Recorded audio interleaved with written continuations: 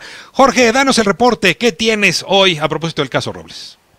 ¿Qué tal, Ricardo Rafael? ¿Cómo estás? Muy buenos días, buenas tardes a los amigos del auditorio. Pues tras 12 horas de audiencia, el juez de control Felipe de Jesús Delgadillo Padierna vinculó a proceso a Rosario Robles y por riesgo de fuga le impuso medida cautelar de prisión preventiva justificada que deberá cumplir en el penal femenil de Santa Marta, Catitla.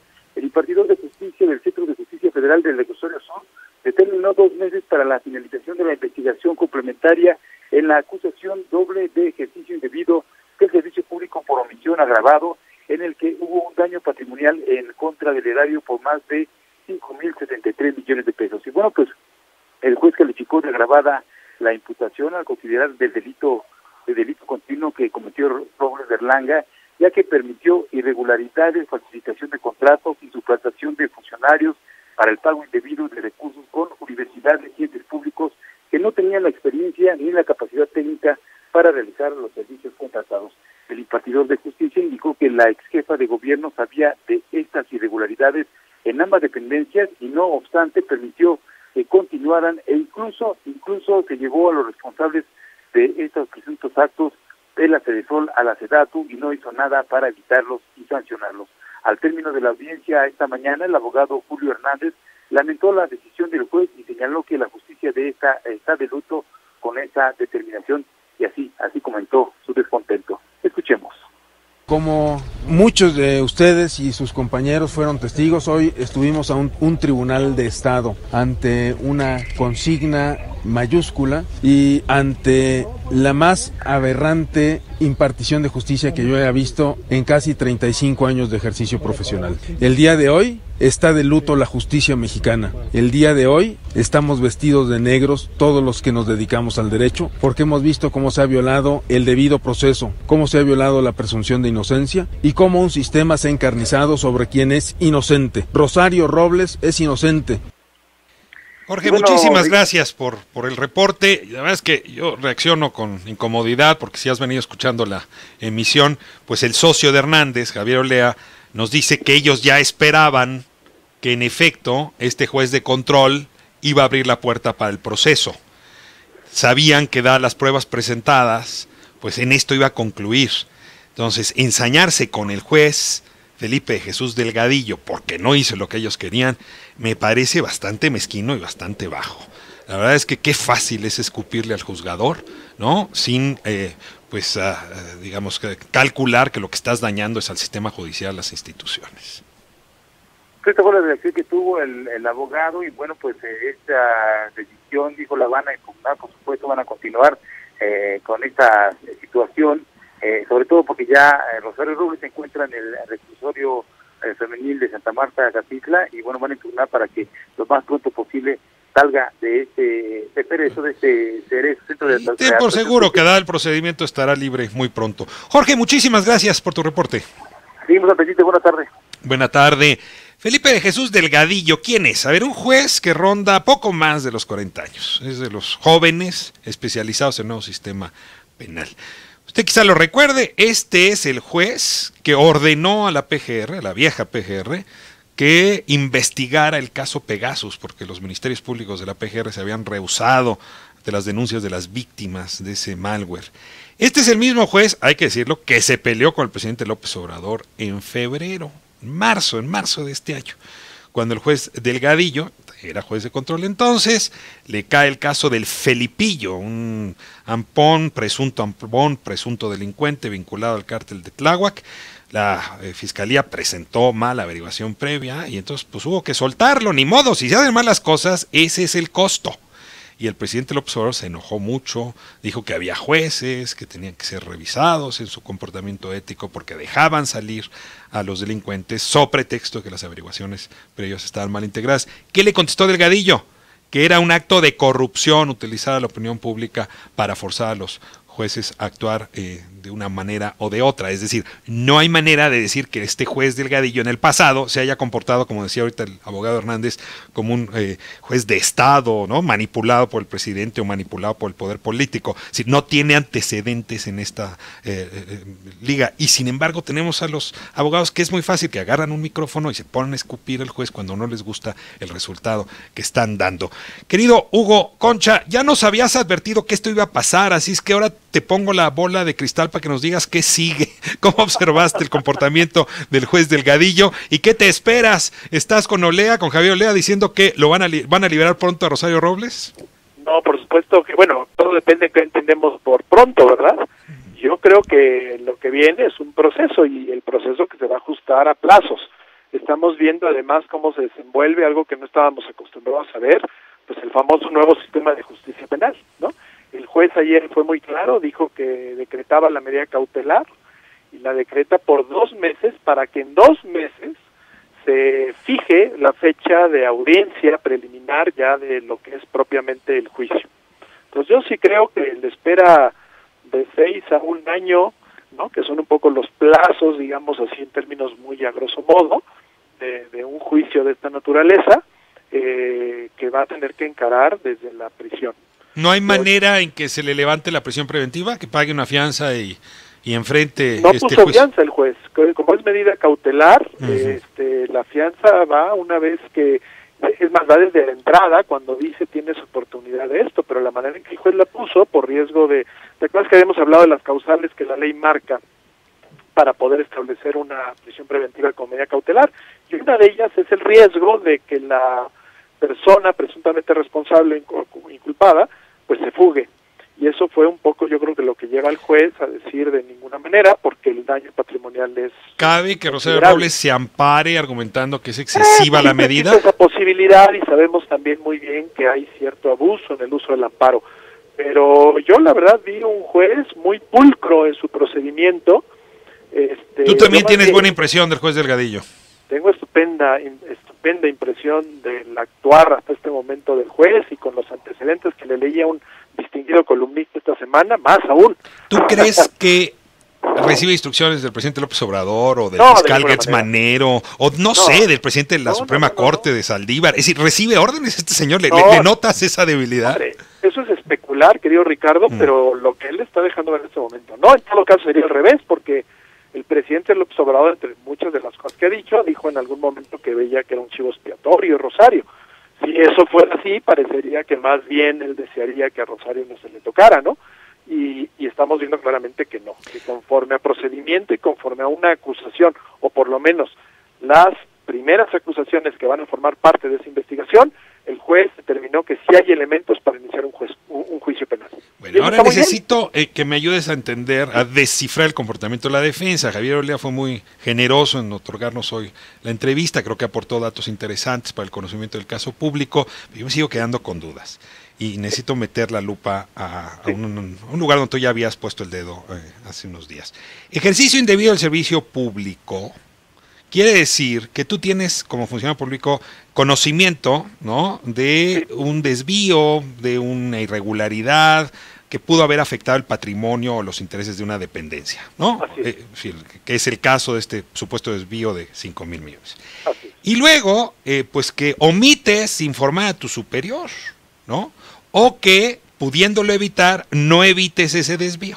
Ese es el delito por el que se le acusa a Rosario Robles. Ya nos habías aclarado, no especulado, no es otra cosa.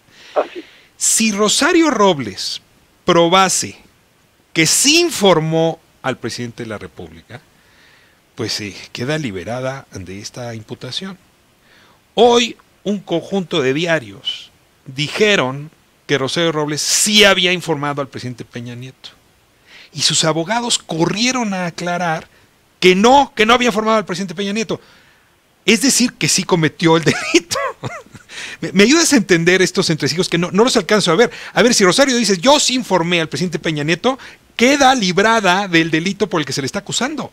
Pero sus abogados corren a decir, no informó, no digan mentiras. Entonces está aceptando que sí incurrió en ejercicio indebido del servicio público. El delito tal y como, esto siempre ya te estás metiendo aquí, y está muy bien, estás metiéndote a los verdaderos detalles de qué sucede en un juicio penal.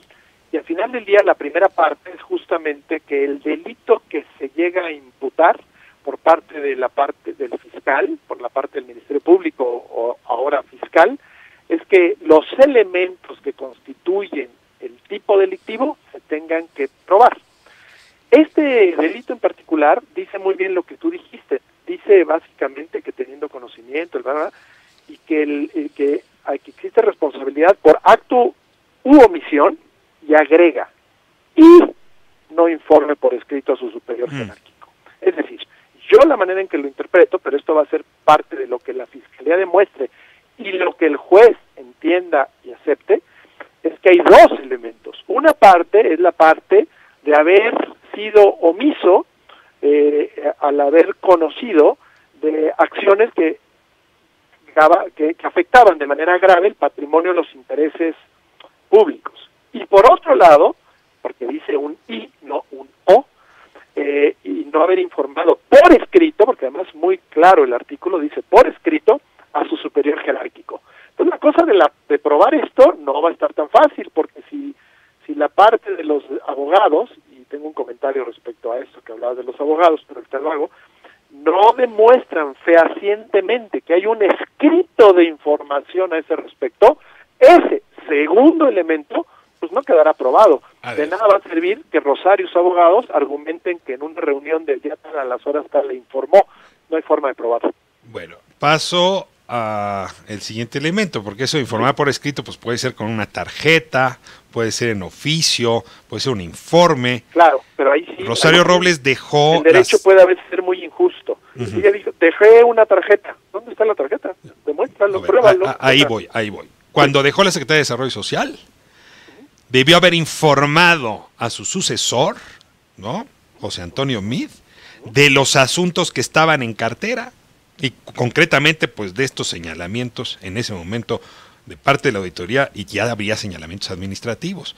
A ver, ese es el informe. Por eso ahora José Antonio Meade está vinculado a esta discusión, porque él recibió ese informe. Y perdón, pero esos informes que le entrega un secretario saliente a otro entrante llevan copia al presidente de la República. No estoy seguro de ello. Acuérdate que en una práctica de rendición de cuentas de toda oficina de nivel medio y superior, se hacen siempre las famosos, son un ritual muy complicado. Los libros blancos. Entrega de oficinas. Y se firma un acta que a veces, a mí en lo personal alguna vez me tocó de 15 carpetas, ¿no? De todo lo que estás entregando. Son pendientes, cosas terminadas, todo lo que demuestra que cumpliste con el trabajo que se te tenía encomendado. Un acta entrega de una Secretaría de Estado, pues obvio, el destinatario directo, y eso fue lo que creo que muy bien hizo el juez, dice, oye, pues a este señor sí se le dijo, ¿no? Se le está informando, ahí está el acta, quiero el acta certificada, una para demostrar que es cierto, y si es así, Fiscalía va empezando una investigación. Eso me parece que fue así también, como te decía hace rato, pulcro por parte del juez, una acción muy limpia respecto a lo que lo que tuvo enfrente. Ahora, tú me dices, pero eso tiene copia el presidente de la República. Yo no estoy tan seguro de eso. Es decir, tenemos que tener cuidado hasta dónde un presidente de la República, esto lo platicábamos el otro día, querido Ricardo, hasta dónde el presidente de la República tiene verdaderamente capacidad y responsabilidad de meterse a los detalles del funcionamiento de las más de 210 dependencias que dependen directamente de él. Pues, francamente es imposible. Es decir, no solo porque se le marque una copia, ya da por hecho que es un oficio dirigido a él, que tuvo la responsabilidad de estar enterado. ¿Me explico? Ahora, me explicas, pero estamos hablando ya de un asunto de tipo político. La pregunta es si el presidente Enrique Peña Nieto estuvo enterado de estos desvíos, ¿no? Y peor aún, si los pudo haber ordenado. Ahora, en realidad esa es la pregunta, déjame hacer la periodística, no jurídica, ¿no? Sí. ¿No? Y si estamos interesados en saber si eso llegó a manos del presidente o incluso si Rosario Robles fue la operadora de una instrucción que le trasciende y si se va a tragar ella sola el delito o está dispuesto como Emilio Lozoya a compartir responsabilidades. Exactamente, esa es la pregunta. ¿Querías hacer algún comentario sobre los abogados antes de irnos? Yo creo que hay rápidamente, si me dejas, lo voy a tratar de ser breve, hay 5 efectos muy importantes de lo que vimos en esta acción del juez. El primero, estamos viendo un acto sin precedentes para frenar la impunidad. No sé a dónde llegue, pero esto ya que vimos hoy, pues la verdad de las cosas, hace mucho que no lo veíamos, hace muchos años, es que lo habíamos visto. Y más si agregamos este último factor que estamos comentando, que además se vincula a un personaje que seguramente sí trae muchos más intereses atrás que la pobre Rosario, que es el ex candidato presidencial, ¿no? Este es un efecto que me parece fundamental. Segundo, a mí me gusta mucho que aunque sea eventual y probablemente no llegue muy lejos, se está intentando regresar a la idea de autoridad, algo que es básico, la idea de la responsabilidad. Es decir, no se trata solo de que te den un nombramiento y que seas famoso, poderoso y hasta rico en los últimos años por tener un alto cargo público. No, eres responsable. Si eres responsable de cosas que pueden pasar y pueden ser muy delicadas y muy graves. Eso me parece importantísimo, Ricardo. Tercero, híjole, ver un juez actuar, qué bien se siente, ¿no? Tener un juez adulto en casa, ¿no? Esto es fundamental y de aquí en adelante este va a seguir siendo gran tema. Va a fijar el estándar para otros jueces. Necesitamos jueces independientes para que la democracia constitucional sea una realidad. Eso me parece clarísimo. Y finalmente, también empezar a echarle tierra a aquellos que se atreven a estar diciendo tonterías. Pensaba yo en las declaraciones aberrantes del senador Miguel Mancera, queriéndose lavar las manos en esto de las cifras delictivas de la Ciudad de México, que declaró justo ayer, pero ahorita también de los abogados. Es decir, los jueces sí llevan muchos años reformándose, capacitándose, tratando de ser una mejor institución. Los abogados tenemos un mundo por recorrer para hacer eso. Es cierto, ¿no? Lo de la puerta giratoria, ¿no? Diciendo este sistema penal nuevo no sirve, ¿no? Dice Miguel Ángel Mancera. Exactamente. Tenemos mucho que hacer para que los abogados se vuelvan también actores, operadores del sistema de justicia responsables y que también midan muy bien sus palabras. Qué cuidadoso eres. ¿Por qué no lo dices con todas sus letras? Que la Fiscalía General se prepare, porque si no está lista le van a regresar los expedientes, ¿no? El MP federal y los locales no están listos como si están listos los jueces. Así es, pero peor aún los abogados postulantes, mi queridísimo Ricardo. Ahí tenemos mucho trabajo que hacer. Muy bien, pues no sabes cuánto te agradezco, Hugo, y nos vemos acá en cabina en breve. Te mando un abrazo muy fuerte. Vamos a corte. Ricardo Rafael.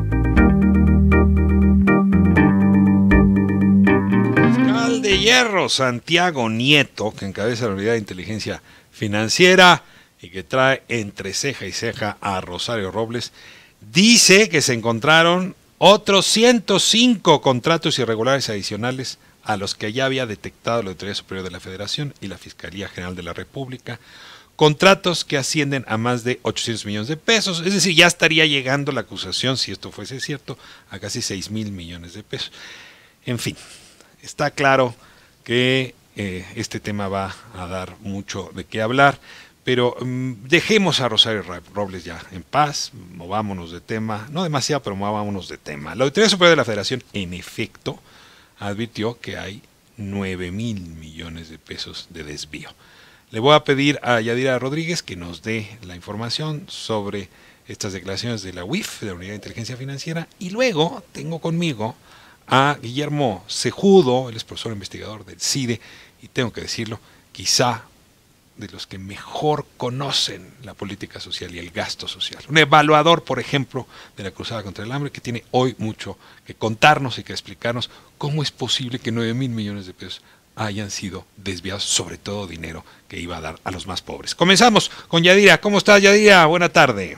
¿Qué tal, Ricardo Rafael? Muy buenas tardes. Así es, y debido a estos 105 contratos irregulares adicionales que fueron detectados por la Unidad de Inteligencia Financiera, es que se alista una nueva denuncia penal en contra de la exsecretaria de Desarrollo Social, Rosario Robles. Fue entrevistado Santiago Nieto en el Senado, donde participó en un foro sobre violencia sexual infantil, y ahí el titular de la Unidad de Inteligencia Financiera, pues es que subrayó que con esta nueva denuncia lo que se busca es aportar más elementos a la Fiscalía General de la República en el proceso que se le sigue a la extitular de Sedatu, quien ya se encuentra en el penal de Santa Marta, Acatitla, tras haber sido vinculada a proceso por uso indebido del servicio público que derivó en un daño al erario por 5,073 millones de pesos, por lo menos en las acusaciones que se tienen en la Fiscalía hasta este momento. El exfiscal especializado en delitos electorales informó también que ya se solicitó apoyo internacional para detectar si Rosario Robles y 6 de sus principales colaboradores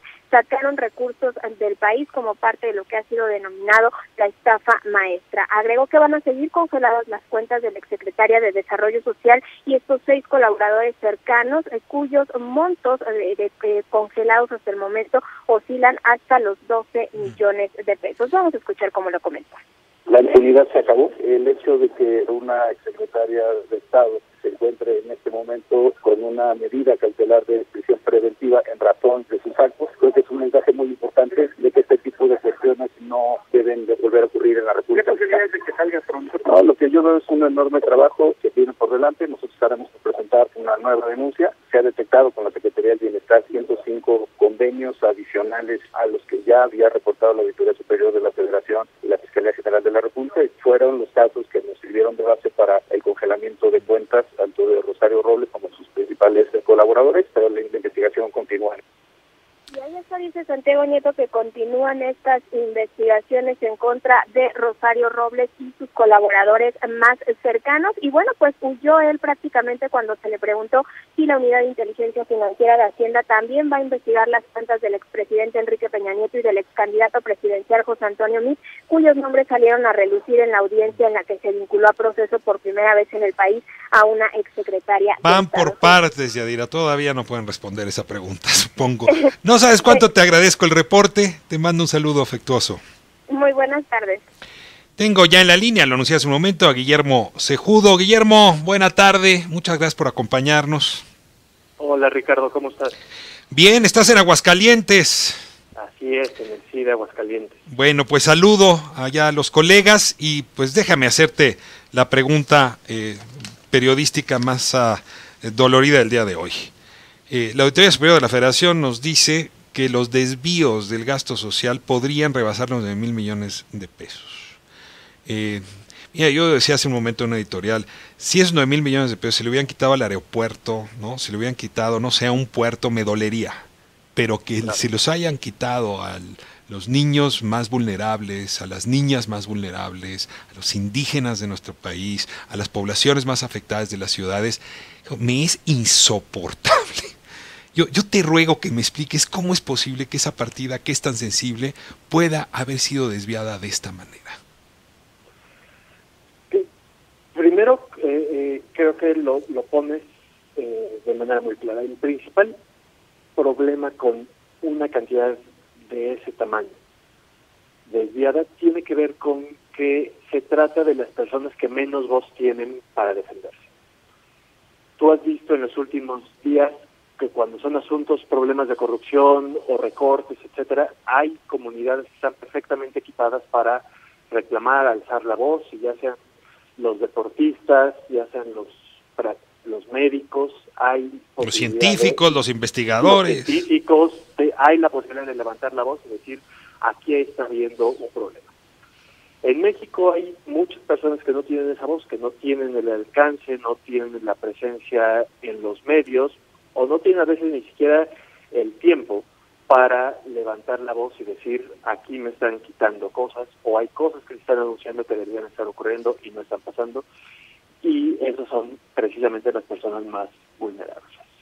Las personas en situación de pobreza, las personas que viven en comunidades aisladas, las personas indígenas que no tienen esos espacios y que son a quienes rutinariamente el Estado mexicano, en este como ejemplo, pero que no es la primera vez, y ojalá que sí sea la última, en la cual se le da la vuelta y los recursos no les llegan. ¿Por qué puede pasar esto? Yo déjame aventurar tres hipótesis. Sí, déjame insistir con lo que comentaba hace un momento. Tú has sido evaluador de varias de esas políticas sociales. Recuerdo un informe muy interesante tuyo que hiciste para el Coneval sobre la cruzada contra el hambre. O sea, tienes conocimiento mucho más agudo que la mayoría de nosotros para entender la política social, el gasto social y desde luego pues estos entresijos por donde se fugó el dinero. Exactamente. Y creo que yo aventuraría tres explicaciones que seguramente coexisten. La primera es una que tiene que ver con el diseño de la política social. Le hemos siempre puesto mucha atención, por lo menos en los últimos 25 años, a los pesos o a la cantidad de personas en situación de pobreza. Si contamos pobres y contamos pesos. Pero ese es apenas el principio y el final de la política social. La política social requiere muchas decisiones para saber exactamente cómo esos pesos se van a utilizar para llegar a las personas cuya vida queremos transformar. Y es ahí donde hay muchos espacios de fuga, que son espacios que no están resueltos, que permiten simulaciones o desviaciones. Cuando hay programas que basta con que se anuncie que se entregaron cosas, pero no hay la certeza, no hay la capacidad de un comité de Contraloría Social, una auditoría, una verificación concreta de que esas cosas hayan efectivamente ocurrido, puede perfectamente simularse y anunciarse que se entregaron despensas, tarjetas con dinero efectivo, etcétera. Televisiones, recordarás. Televisiones, todas las cosas que nos encanta, que al Estado mexicano le ha encantado repartir como política social, no hay mecanismos para revisarlo. Y no hay mecanismos para revisarlo porque no hay capacidad de auditoría. Eso imagínense, no podríamos tener a un evaluador o a alguien haciendo fiscalización continua. ¿Cuál es la forma en la que eso puede verificarse con registros administrativos? Con un buen proceso de información que nos permita ver dónde, a quién y cómo le está llegando lo que debería estar llegando y que se detecte eso cómo funciona. Nuestros padrones no funcionan, nuestros sistemas de información sobre política social están incompletos y el escenario hacia adelante tampoco es muy halagador porque el censo que se ha anunciado tampoco está cumpliendo con estos requisitos. Esa es la primera vía. Una segunda vía tiene que ver con el problema que no afecta solo a la política social, que son los procesos de simulación en las adquisiciones. En México nos hemos vuelto especialistas en generar una enorme complejidad en los procesos de adquisiciones y al mismo tiempo preservar espacios de discrecionalidad absoluta para que, cumpliendo con los tiempos y las formas, cumpliendo con toda la coreografía de rendición de cuentas, siga habiendo espacios para que se simulen adquisiciones. Una sobreregulación que es más bien una pantalla para continuar cometiendo actos de corrupción. Exactamente, para que algún funcionario menor que necesita comprar 3 impresoras tenga que pasar días y días preparando expedientes, pero que cuando alguien quiere desviar miles de millones de pesos simulando un contrato como con una universidad o con alguna empresa, eso pueda ocurrir y pase por debajo de las narices de todos y nadie lo detecte. ¿Y la tercera vía? La tercera vía, que es la que me parece más compleja de atacar, es con el dinero que también en los últimos años se ha complejizado su operación por la combinación de programas y fondos de 2 o 3 ámbitos del gobierno que pueden ser justificados con la misma obra o el mismo expediente. Es decir, hemos fragmentado las bolsas de dinero y luego el municipio da un dinero, el Estado da otro dinero, la Federación da otro dinero y de esa manera los 3 ámbitos se justifican. Exacto, y los 3 reportan acciones de vivienda, aunque al final haya sido media casa construida. Oye, Guillermo, déjame detenerte aquí. Yo he sido muy crítico, la verdad, de la suspensión del programa Prospera, que todavía a estas alturas hay muchos niños que no están recibiendo apoyo. Los adultos mayores sí, los jóvenes sí, pero los niños no. En fin, de la rehechura del padrón, ¿no? Que también ha sido una cosa muy delicada. En fin, pero pues creo que la realidad está probando que yo y muchos otros estábamos equivocados. O sea, la cosa realmente sí era un lodazal. Había que detener el carro antes de cambiarle la llanta. Y quizá estos ejemplos pues prueban que sí nos estábamos equivocando de cabo a rabo en la política social y sobre todo en el gasto social. Yo te ruego que te definas frente a esto. Yo estaría de acuerdo con la mitad de lo que acabas de decir. Y porque justo la excepción que yo haría sería Prospera. Prospera es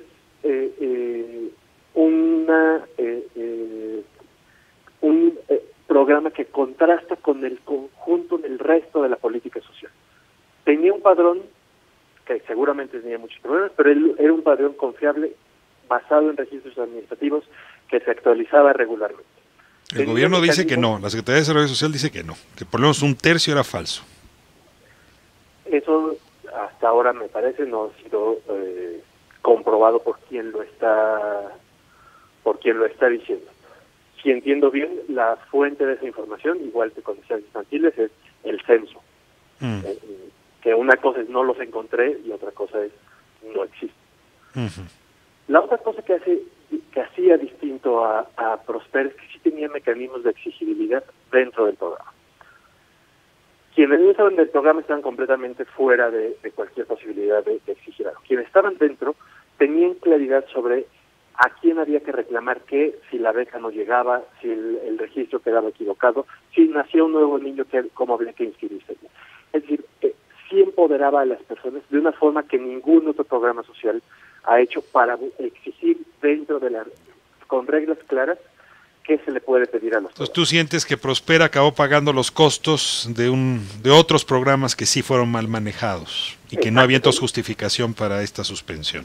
Exacto, del resto de los programas que sí tenían ese problema, donde las razones por las cuales a alguna persona le llegaba era el contacto con un político, la buena suerte o las buenas gestiones de algún... Guillermo, déjame cerrar la entrevista contigo con un último tema. Tú no eres abogado, no te voy a dar lata con asuntos jurídicos, pero entiendes bien de lo público. A ver, la sanción de la ley de los juzgadores debería ser mucho más elevada cuando se trata de desvío de gasto social que de otros tipos de gasto. ¿Coincides conmigo? Yo creo que sí. Creo que sí, porque el daño, insisto, lo digo no en una lógica legal, sino en una lógica ética. El efecto en nuestra esfera pública. El daño es mucho mayor. Quien está desviando esos recursos no solo está dañando el erario, no solo está reduciendo el dinero que tenemos los mexicanos para resolver nuestros problemas, está afectando a las personas que menos posibilidades tienen de hacerse oír. Y más importante, está afectando la credibilidad del Estado mexicano frente a esas personas. Cuando uno en campo escucha a las personas que cuentan los reiterados desencuentros que tienen con el gobierno porque les ofrecen algo y no lo entregan, porque los convocan a definir prioridades y hacer planes para mejorar sus comunidades y no los atienden, cuando les piden que llenen papeles y formatos para que después sean sus problemas atendidos y los ignoran. Esa es una traición cotidiana del Estado frente a las personas más vulnerables. Guillermo, no sabes cuánto te agradezco que nos hayas tomado la llamada. Y mira, siendo tú un gran experto del tema y siendo un tema central de la discusión pública, seguramente este micrófono te va a estar requiriendo mucho. Espero no abusar de más, pero la audiencia, te lo digo desde ahora, agradece que tu experiencia esté puesta en esta reflexión. Las veces que quieras, Ricardo. Te mando un abrazo. Muchas gracias, Guillermo. Nos vamos a corte y de vuelta, dos temas todavía importantes, relevantes para el día. La denuncia que han hecho varias activistas, mujeres, de la presunta violación de una serie de policías capitalinos, 4 que han sido acusados de haber abusado de una mujer. Y también tenemos una conversación hoy con Carlos Padilla, presidente del Comité Olímpico Mexicano, porque sí estamos intrigados. ¿Cuál fue la fórmula del éxito de los Panamericanos? Vamos a corte y regresamos con estos dos últimos asuntos de la tarde.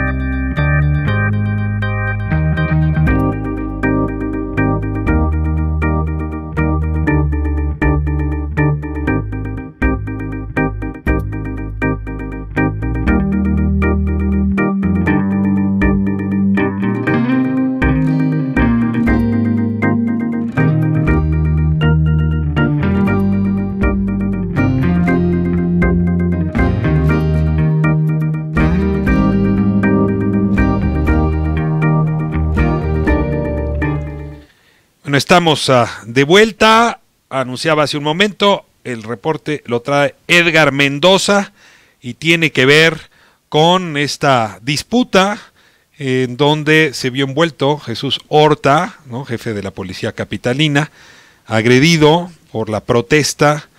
Hoy vamos a revisar el tamaño de la justificación de un grupo de mujeres que señalan a 4 policías, 4 integrantes de esa corporación, de su corporación, de haber violado a una menor. Edgar, por favor, tu reporte.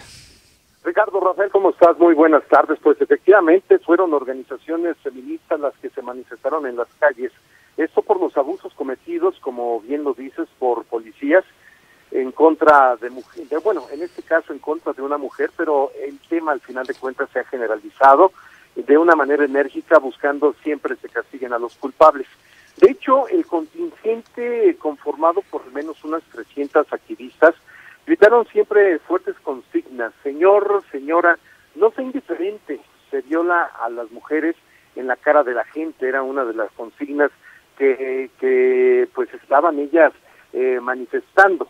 De tal manera, bueno, pues el acto que iniciaba frente a la Secretaría de Seguridad da como resultado que en ese momento Jesús Horta, el secretario de la policía, en este caso de seguridad, pues termina siendo bañado por diamantina color rosa. Él era el primer pagano de esta manifestación, en donde, bueno, pues los gritos siempre fueron la constante de todas las mujeres.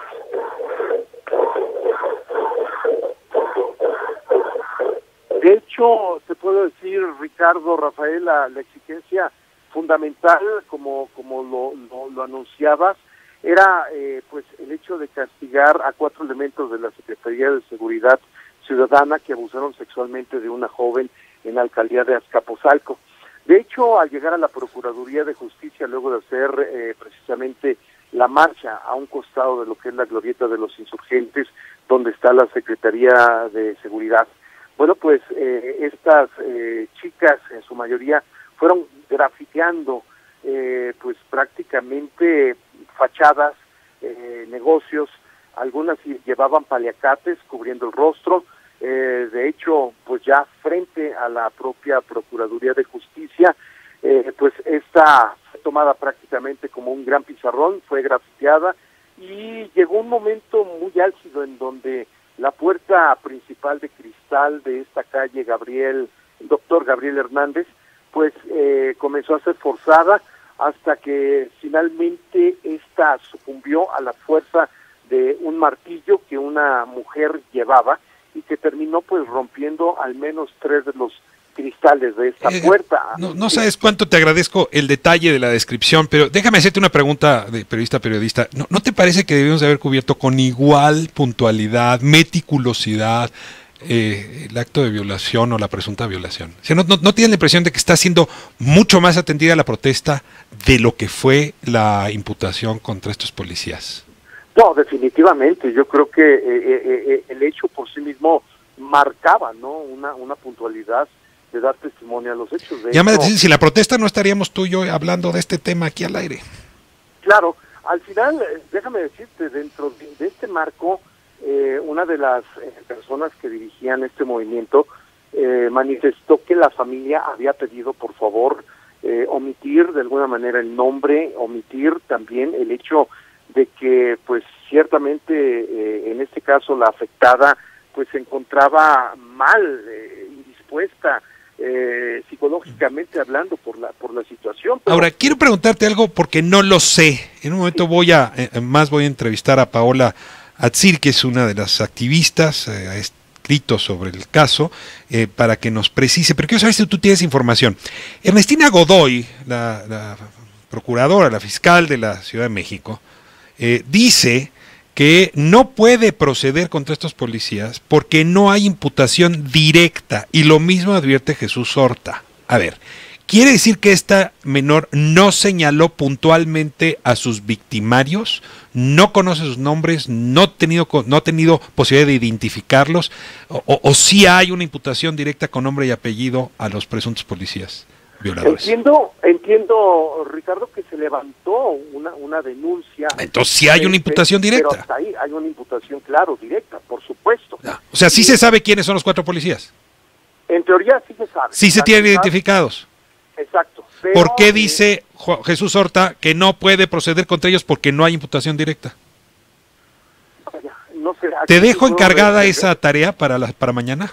Claro, con muchísimo Se puede, gusto. a ver, ahí está el cuide del asunto, ¿no? O sea, ¿hay o no imputación directa? ¿Por qué está diciendo la procuradora que no lo hay? ¿Por qué está diciendo el jefe de la policía que no lo hay? Porque si sí están identificados directamente y están imputados, pues, ¿para qué te digo si yo soy una de esas mujeres lo que no estaría haciendo? O sea, quizás ha sido poca la protesta, pálida para lo que se merecen.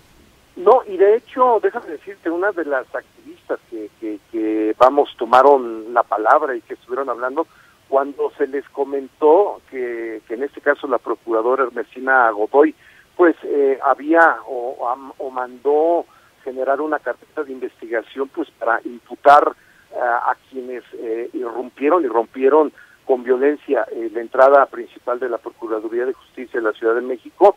Esta activista, bueno, que aparte, déjame decirte, entre comillas, traía bronca directa contra los medios de comunicación, nada les parecía, y me pareció incluso por momentos hostil el trato hacia los mismos medios.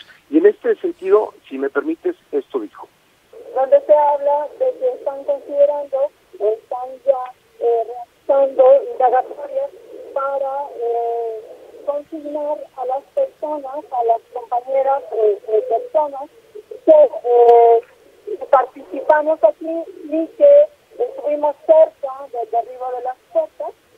A lo que yo les comentaba, que esto se llamó desde el primer momento como una manifestación pacífica y que si ellos están pensando en esa posibilidad, ellos son quienes son la dependencia que tendría que decidirlo. Y bueno, pues bajo este esquema... Se oye mal el audio, Edgar. A ver, nada más dime en una nuez que dijo, perdón, porque no alcancé a entender muy bien la pertinencia de esta declaración. Bueno, o sea, esta persona manifiesta que al final ellos convocaron a una manifestación pacífica. Así es. La cual, por momentos, me parecía llevaba un buen curso. A un fotógrafo le pegaron con su propia cámara, le pegaron en el lente y le estrellaron precisamente la cámara. ¿Tienes idea por qué? Por el hecho de realizar su trabajo. Él estaba haciendo tomas. Suele suceder que en este tipo de manifestaciones en donde, por ejemplo, 4 chicas iban vestidas de policías, pintadas con bigote y con patilla, pues iban caminando y iban con pancartas. Entonces, al querer sacar una imagen gráfica que pudiera describir qué era lo que hubo una reacción pasando. De parte de... Hubo una reacción. Pues déjame oír la voz justamente de las activistas. Yo te confieso, siempre me inquieta la estigmatización cuando las mujeres protestan, porque muy rápido hay como una velo que dice estas histéricas, ¿no? O sea, yo creo que hay que tenerle mucho cuidado. O sea, frente a agresiones sexuales de este tamaño, no esperemos respuesta femenina, encantadora y que huela a perfume de rosas, ¿no? Sí. Frente a estas acciones, la ira es incluso un derecho. No quiero ir más lejos, pero no sabes cuánto te agradezco el reporte y te ruego que revisemos si en efecto hay imputación directa en contra de estos 4 policías. Seguimos al aire, Edgar, un abrazo. Ricardo, muchísimas gracias, buena tarde. Buena tarde, tengo a Paola Atziri, muchas gracias por acompañarnos. Buena tarde, Paola. No, Paola Atziri. Buenas tardes. Le agradezco muchísimo que nos acompañe esta tarde. Me interesa de sobremanera escuchar su voz. Leí un texto en el que usted narra los hechos. Y bueno, me quejaba hace un momento con nuestro compañero Edgar Mendoza que la prensa ha sido buenísima para cubrir la protesta, pero qué mala fue para cubrir los hechos de presunta violación enfrentada por esta menor de Azcapotzalco. Le ruego nos cuente despacito, sobre todo para los que no están enterados de nada de lo anterior, cómo ocurrieron estos hechos, cuándo se presentó la denuncia, quiénes son los imputados y luego hablamos de la protesta. Sí, muchas gracias por la invitación. Me da mucho gusto poder platicar contigo y tu audiencia, Ricardo. Mira, los hechos sucedieron el 3 de agosto en la madrugada, cuando una joven de 17 años regresaba a su casa de una fiesta, fue interceptada por una patrulla y según ella relata en su denuncia ante el Ministerio Público, que los policías le dijeron que ella la trataron de convencer de que ellos la llevaban a su casa y ella se negó. Tocó el timbre de una puerta de una casa, pero no le abrieron y entonces la obligaron a subirse al carro, la desnudaron y la violaron. Esto de acuerdo al testimonio de la víctima, ¿no? Te detengo aquí, Paula. Es decir, que hay una denuncia de hechos, se señala el número de la patrulla y se señala o se indica quiénes fueron los policías que participaron en este acto deleznable. Sí, se indica que son 4, ¿no? Uh-huh. Según el testimonio. Uh-huh. Entonces, las autoridades en un principio dijeron que no tenían, o sea, que estaban buscando imágenes, que estaban recopilando todos estos pruebas, ¿no? O sea, que necesitaban corroborar la versión de la víctima. Exacto, corroborando la versión y rebusteciendo esta versión, lo que tuvieron que hacer, ¿no? Lo que sí tuvieron que hacer lo hicieron en un principio, ¿no?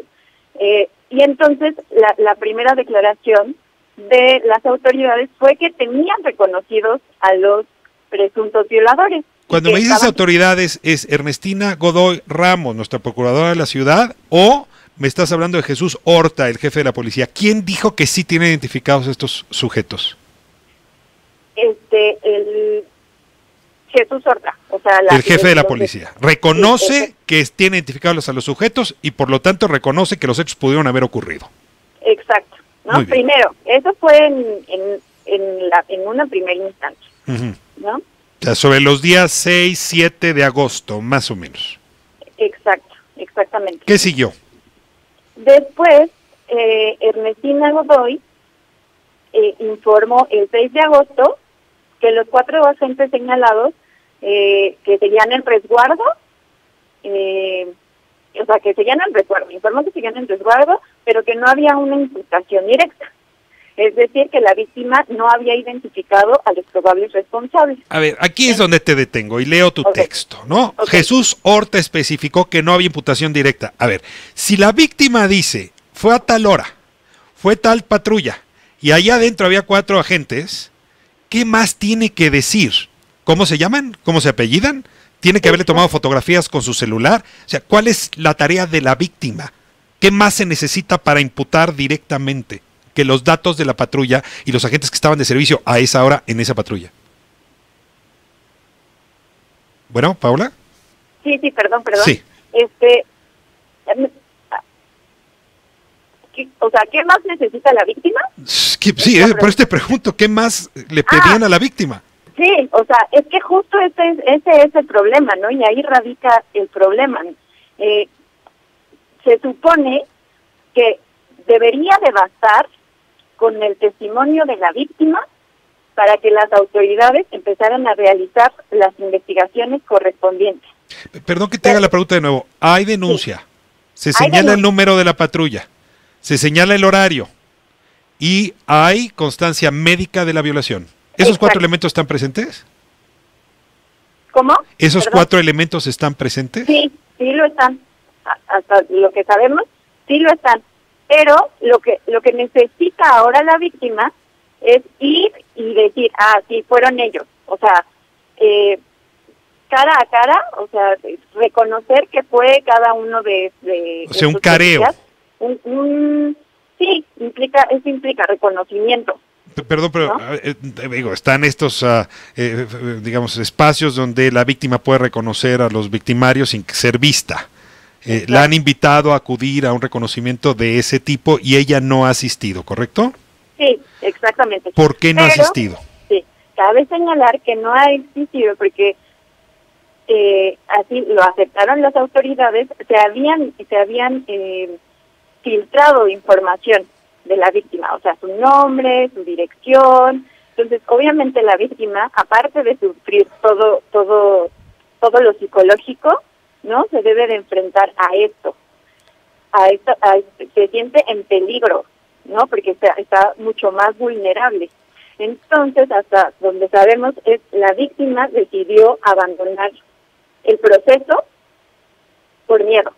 Por miedo, hasta donde se sabe. Y los padres pidieron que no se divulgara su nombre. Tiene miedo de represalias.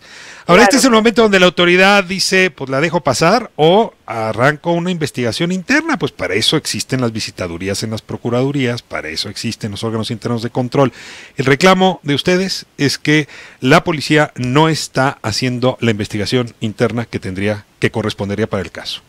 Sí, exacto, no está haciendo la investigación y está poniendo en duda el testimonio de una víctima, además, ¿no? Ahora, dice la jefa de gobierno, Claudia Sheinbaum, que en realidad pues la protesta de ustedes es una provocación.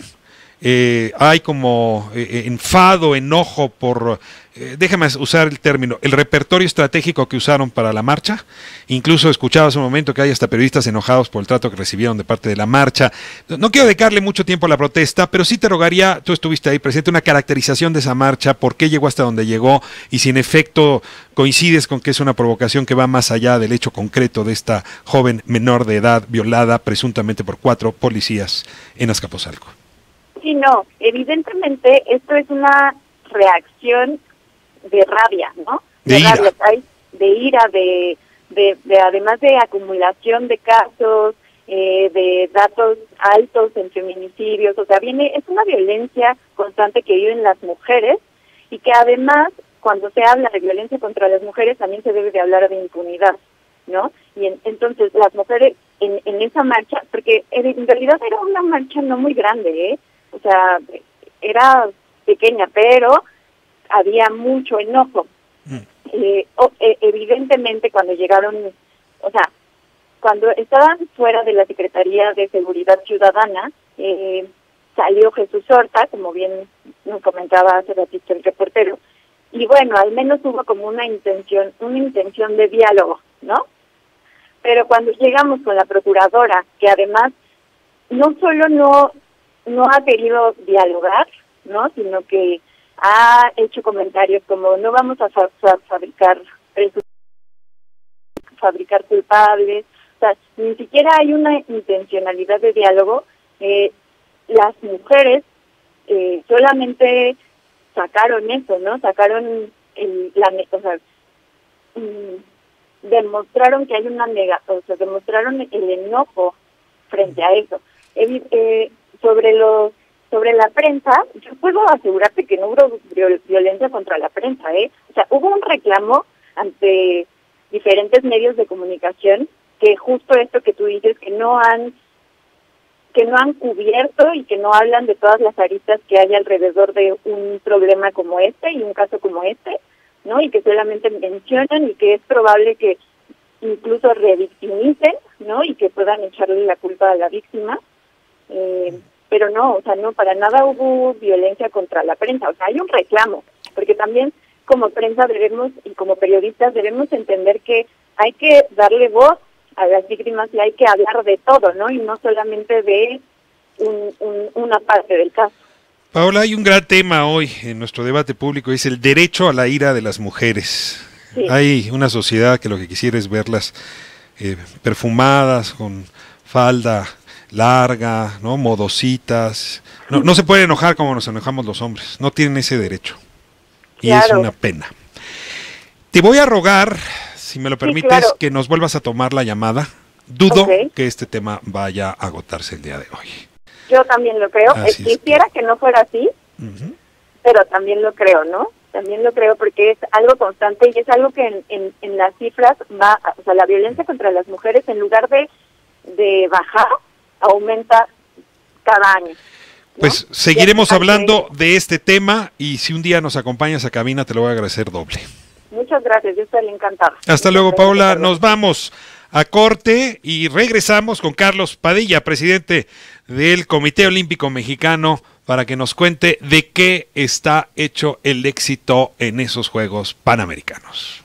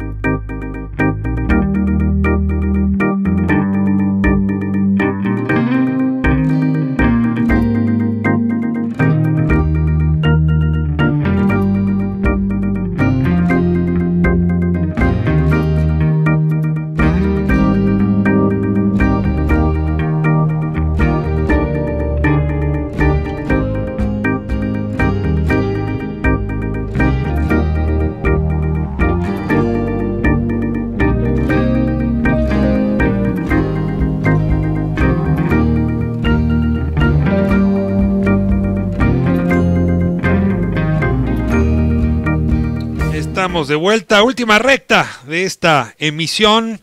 Le agradezco a Rogelio Mastacho que con sentido del humor me dice, le recomiendo que cobre por las clases de derecho que le está dando al abogado de la señora Robles. No, en realidad él supo qué callar y qué decir, ¿eh? No creo que tenga desconocimiento del derecho, sino un conocimiento a fondo de cómo comportarse con los medios, incluso jugarle un poco, déjenme decirlo aquí, al tonto, pero es parte de su trabajo como defensor. Es que clases de nada, me quedo como periodista, muchas gracias. Le agradezco a Noemí Pérez. Dice, y este es un sentimiento muy compartido, no deberían castigar nada más a Rosario Robles, sino también a Peña Nieto. En otros países meten hasta al presidente a la cárcel. AMLO tiene toda nuestra confianza y está haciendo un verdadero cambio en el país. Jorge Gómez de Villas del Carbón, escuché por radio a los abogados de Robles y comentaron que la señora Rosario es un ser humano. Pero si lo vemos así, las personas a las que robó también son seres humanos. Los niños con cáncer que afectó también son humanos.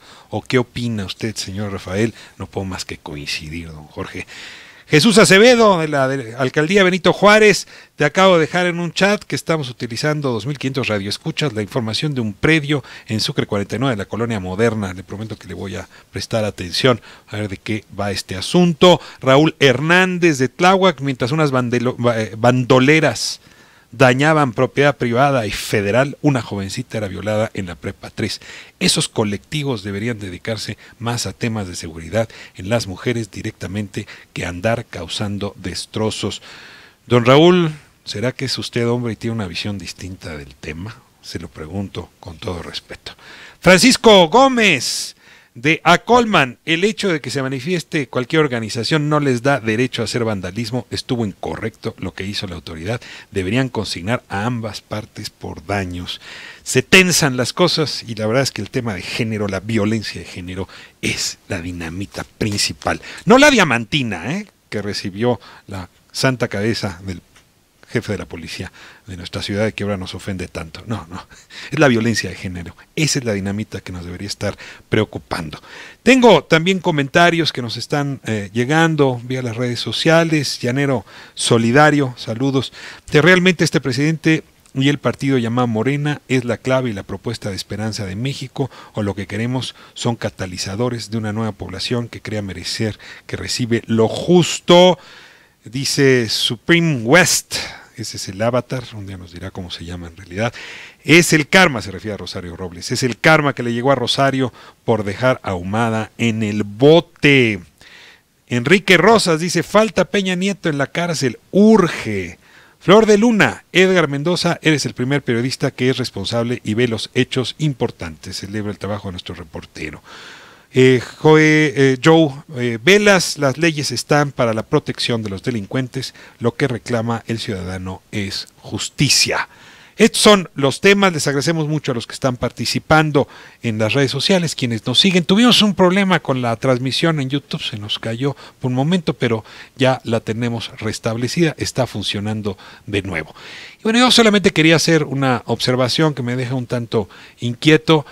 No hay justificación alguna para el vandalismo, venga de donde venga. Pero también está claro que si no hay cierto nivel de protesta, la autoridad puede seguir ocultando los hechos.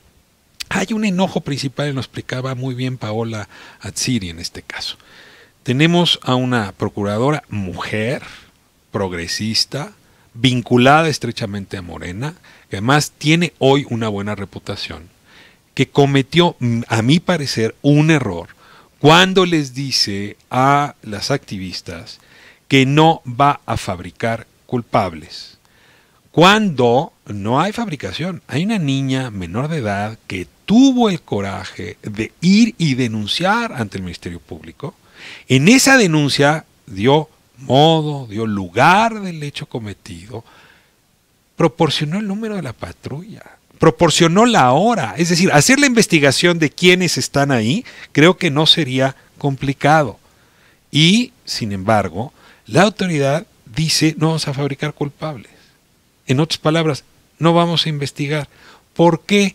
Porque esa niña que sí tuvo la voluntad de ir a presentar la denuncia, se sintió amenazada cuando se le pidió que regresara otra vez para reconocer a los presuntos victimarios. Y esa amenaza, esa sensación, ese ambiente de amenaza, hay que decirlo, pues se lo entregó la propia autoridad, porque filtraron el nombre de la niña y porque la familia se ha sentido insegura. La autoridad no solo debe investigar, debe asegurarle condiciones a la víctima para llevar la denuncia hasta sus últimas consecuencias. Desde ese punto de vista, sí me atrevo a decirle a nuestra procuradora, a la que tengo respeto, debo decirlo, Ernestina Godoy, que no era la declaración más afortunada. No hemos tenido suerte para entrar en comunicación con Carlos Padilla, así es que vamos a despedirnos el día de hoy con la idea de traerlo el día de mañana. La verdad es que pues la fórmula del éxito para los panamericanos no va a cambiar de hoy a mañana, así que don Carlos, este será su micrófono mañana. Lamento que no haya podido atendernos hoy, pero nos interesa mucho su punto de vista. Y si no, hay otras voces en el Comité Olímpico Mexicano que nos pueden también ayudar a comprender. Me voy esta tarde, nos vamos y le agradezco muchísimo que nos haya acompañado. Desde aquí saludo a mis amigos periodistas que en un momento más, en una hora más, estarán aquí ocupando este micrófono. Saludos a Álvaro Delgado y Alejandro Páez, entrañables amigos. Nos vamos. Ricardo Rafael.